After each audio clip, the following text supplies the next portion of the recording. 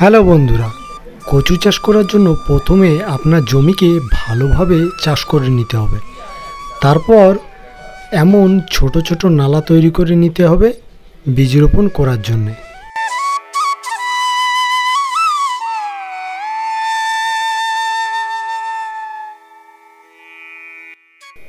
নালা তৈরি হয়ে গেলে ঠিক এমনভাবে বীজ রোপণ করে নিতে হবে।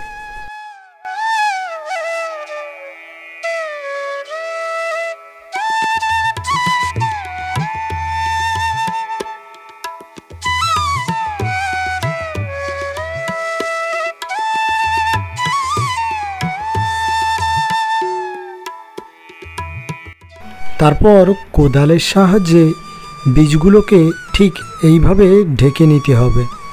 দেখবেন একটাও বীজ যেন বেরিয়ে না থাকে।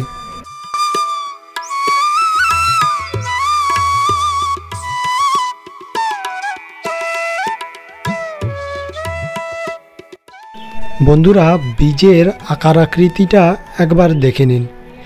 বীজ যদি এমন মিডিয়াম দানা থাকে তাহলে আপনি বীজ কিনে পর্তা করতে পারবেন।